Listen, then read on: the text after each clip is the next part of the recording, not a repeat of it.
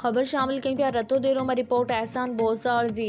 रतोदेरो के union council वारिस दिनो माछी के करप्ट चेयरमैन और बुनियादी सहूलतूं न मिलण खिलाफ गोठ शेख खान लोलाई के रहवासियों जो एहतजाज छिती नारेबाजी। रतोदेरो भरिसां ॻोठाणनि जो बुनियादी सहूलतूं न मिलण खिलाफ एहतजाज। यूसी वारिस दिनो माछी के गोठ शेख लोलाई जा रहवासी इन जदीद दौर में स्कूल पीअण जे साफ़ पानी बिजली और रोड रस्तन का महरूम बणियल।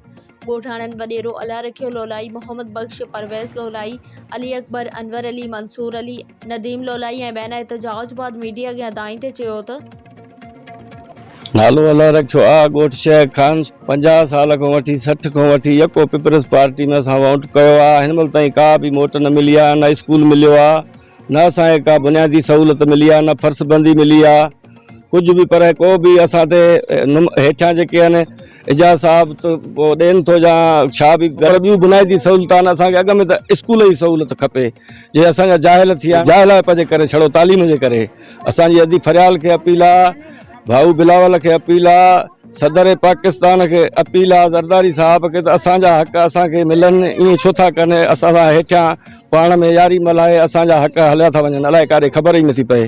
को ना है पाणनि में था टपऊं, को रोड ना है, न को रस्तो आहे, न को स्कूल आहे। हाणे पानी किनो आहे, सॼे दुनिया के मिलियो आहे, असांजो पानी किनो आहे। असांजो पानी ख़राब आहे जेको त सॼी दुनिया के मिलनि था। असांजो बि हक़ आहे, पुराणो ॻोठ आहे असांजो, हिते मिरू रहंदा त असां रहिया आहियूं अची झंग कढी। त हिन महिल ताईं असांखे का भी बुनियादी सहूलत न मिली आहे। चेयरमैन हिते असांजो वारसनो माछी जो ज़मीर माछी आहे, ॿियो हेठों जेको काउंसलर आहे उहो आहे असांजो चांडियो अशरफ। इहे पाण में मिली भगत आहिनि, मिली भगत करे पंहिंजो असांजूं शयूं खाई विरासता करे था वञनि। जे वञूं था दर ते त गाॾी ॿाहिरि बीठी आहे, हो असांखे चवंदा आहे ई कोन भाऊ। वारसने माछी जो ज़मीर माछी आहे, अशरफ चांडियो आहे, इहे गेम ठाहियूं वेठा आहिनि, यारियूं था मल्हाइनि पंहिंजे हिसाब सां। इन्हनि जेको ई कुझु असांजो गुम कयो आहे इन्हनि कयो आहे हेठनि। बाक़ी असां एजाज साहब खे बि अपील था कयूं त असांजो बाबा छो असांजो काॾे कार थो थी वञे, तव्हां ॾियो था या नथा ॾियो उहो असां। मुंहिंजो नालो आहे, असांजो 50-60 साल को वठी ॻोठ आहे। हिन महिल ताईं असांखे न स्कूल मिलियो आहे, न का अहिड़ी सहूलत मिली आहे। असां परेशान आहियूं, नंढा बचड़ा ॿार सभु उहे मवाली थी विया आहिनि, ख़राब थी विया आहिनि। साईं छा कयूं? असां सभिनी खे दरख़्वास्त करे करे बीठा आहियूं, को बि हिन महिल ताईं ज़ाहिर न आहे थियो, को आयो बि न आहे। असांखे अचनि था, असां उन्हनि जूं ख़िदमतां कयूं था, उहे वञनि था वरी मोटी असां नथा अचनि।